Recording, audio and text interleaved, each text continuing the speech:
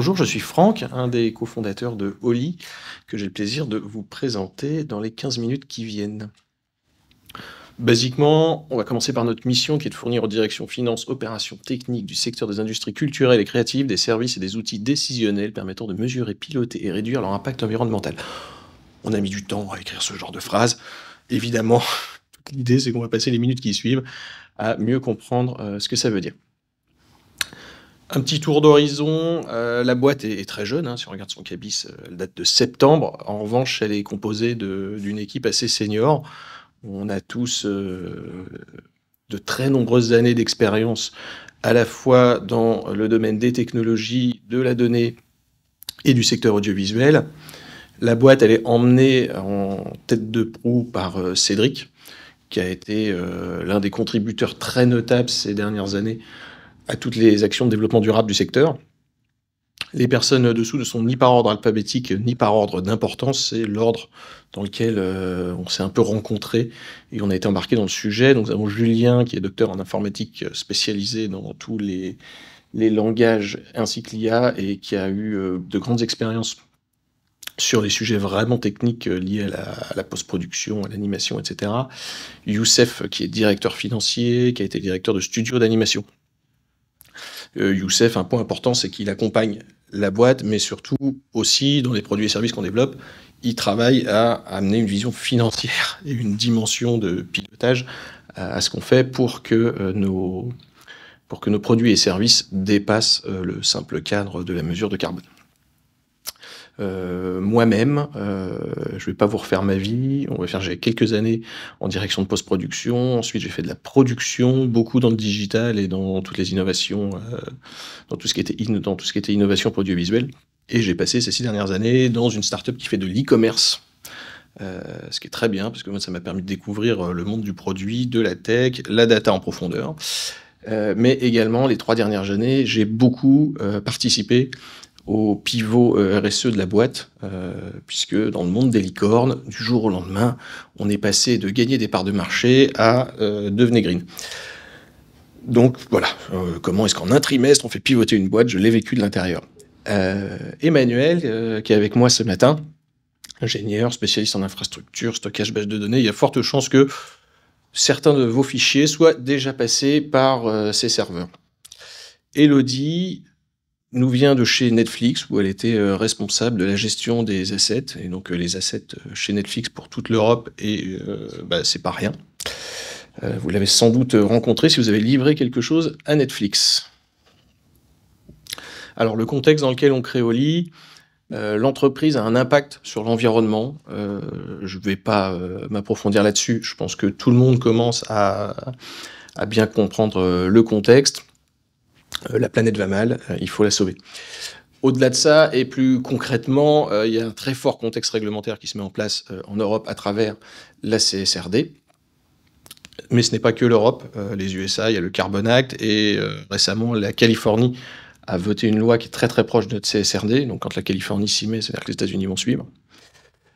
D'un point de vue commercial, alors tout le monde n'est pas soumis à la CSRD. En particulier, c'est les entreprises de plus de 250 salariés et 50 millions de chiffre d'affaires. Néanmoins, ce qui va se passer, c'est que par un effet de propagation, quand un groupe média a besoin d'être compliant avec la CSRD, elle va demander à toutes ses filiales et à tous les prestataires qui bossent pour les filiales de remplir un certain nombre de critères dont tout le monde va devoir y passer, même si vous n'avez que 10 salariés et que tout le reste, c'est des intermittents. Par ailleurs, dans le secteur qui est le nôtre en particulier, on se motive beaucoup sur tout ce qui est développement durable. Et aujourd'hui, tous les gens qui font de la production savent que les aides du CNC, par exemple, commencent à être conditionnées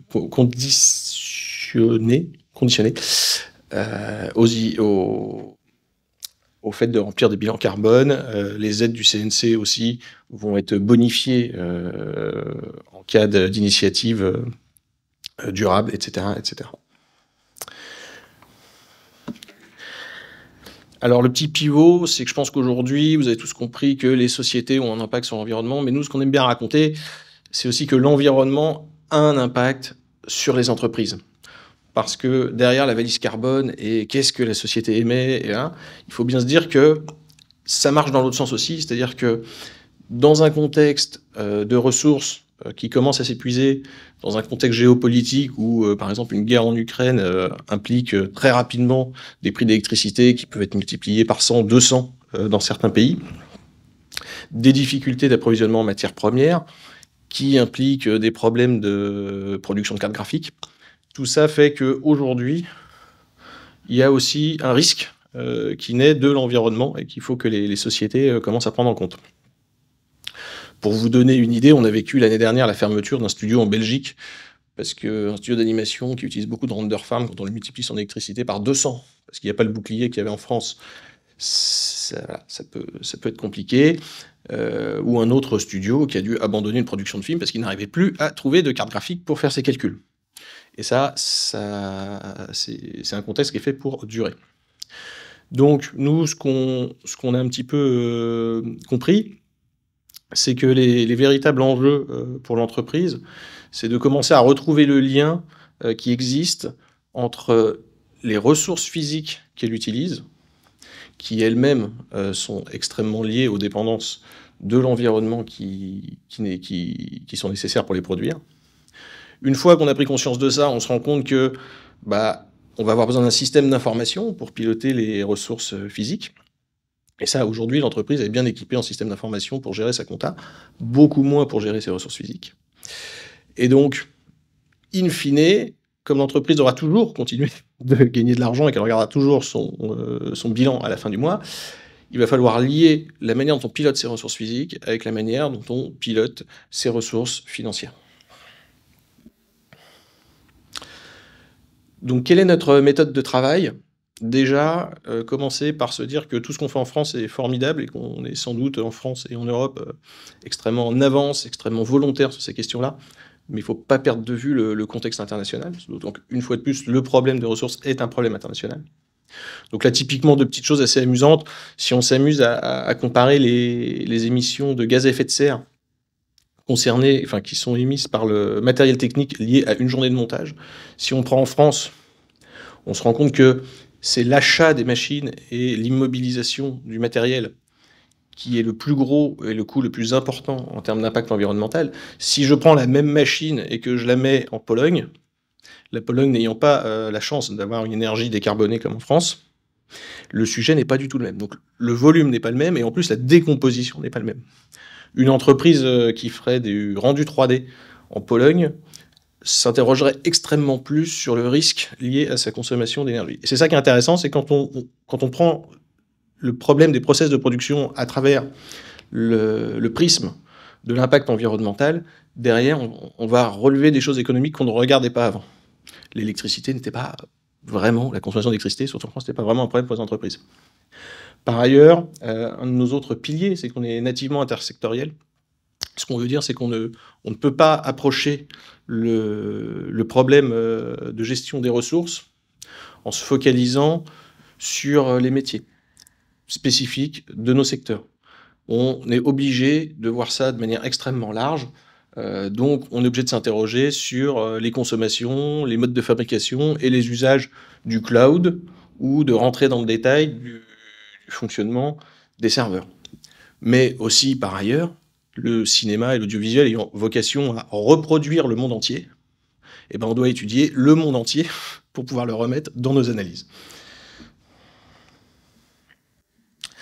Alors, qu'est-ce qu'on fait ? Parce qu'on y arrive, de cette présentation.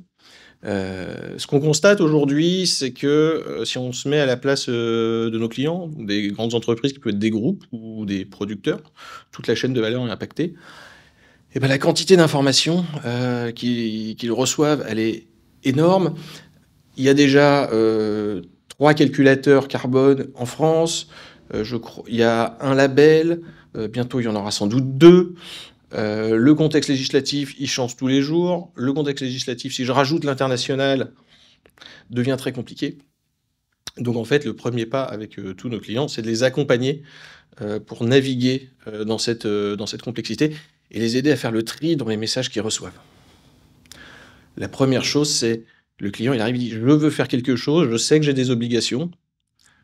Parfois, il n'en a pas. Parfois, il en a, mais il ne sait pas vraiment pourquoi. Donc notre premier pas, c'est refaire le point. Ensuite, ce qu'il faut bien voir, c'est parmi la manière dont le client nous approche, on peut avoir régulièrement une approche, «J'ai besoin d'un bilan carbone». Un bilan carbone, ça va vous donner un rapport comme ça. Le bilan carbone, c'est fait pour n'importe quelle société, de n'importe quelle taille. Ça va se focaliser sur un type de rendu qui est axé sur des piliers génériques, comme le transport et l'énergie.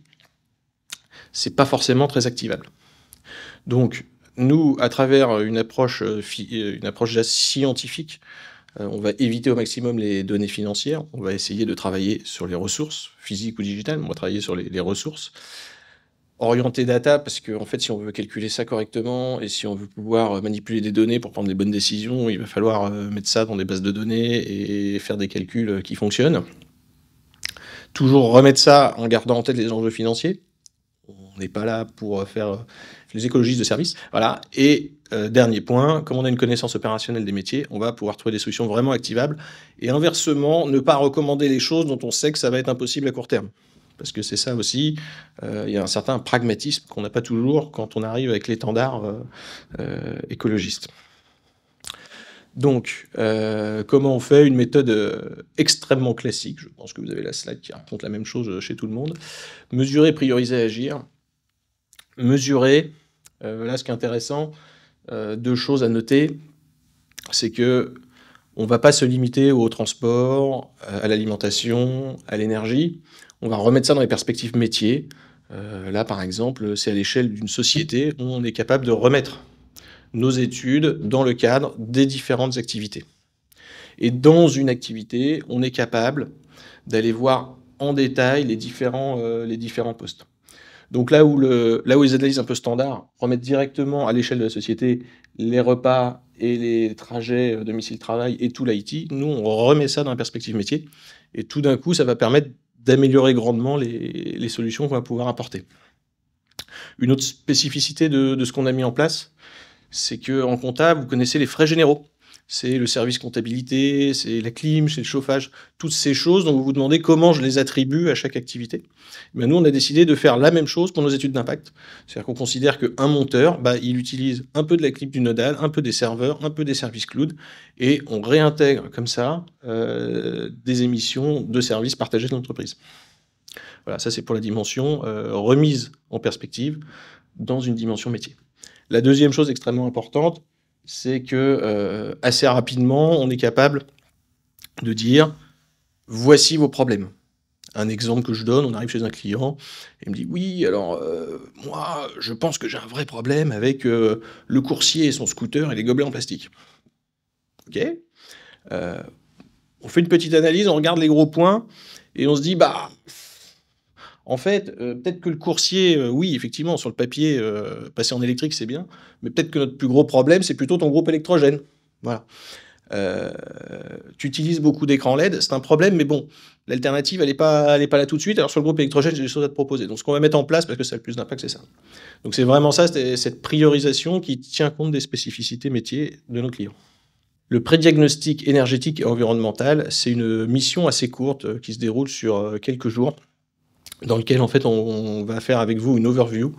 On va vous prendre assez peu de temps pour collecter les datas principales de votre entreprise, et on va vous délivrer un tour d'horizon qui va vous permettre d'appréhender assez rapidement avec vos propres camemberts, avec vos propres chiffres, les ordres de grandeur qui concernent votre société, pour commencer à voir très rapidement où est-ce qu'on peut agir. Et ensuite, on va voir, est-ce que vous avez vraiment besoin d'un bilan carbone complet? Est-ce qu'il y a besoin, sur tel point, de creuser quelque chose, etc., etc.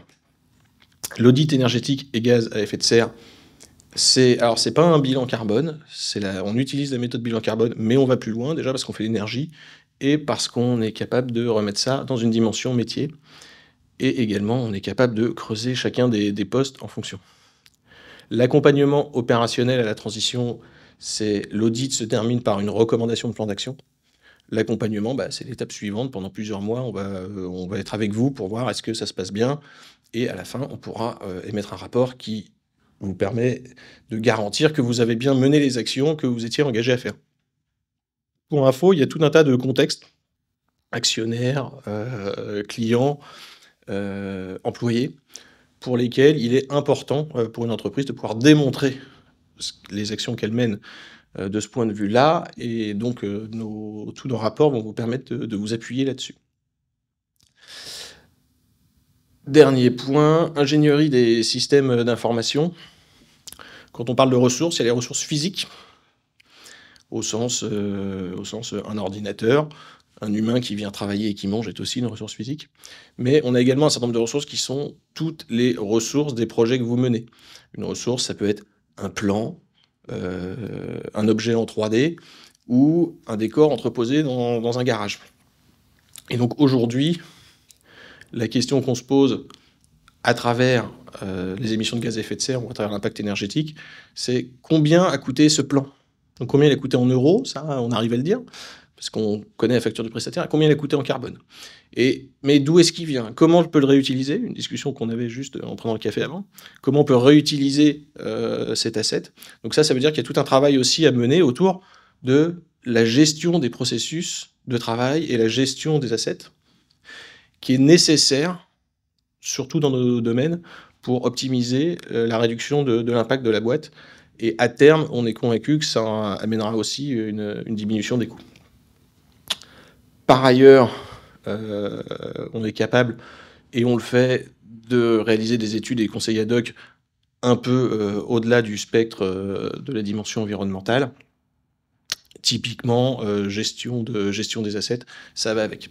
Il se trouve que on sait le faire et on doit le faire, et c'est important de le faire pour l'impact, mais on sait aussi le décliner en tant que service indépendant.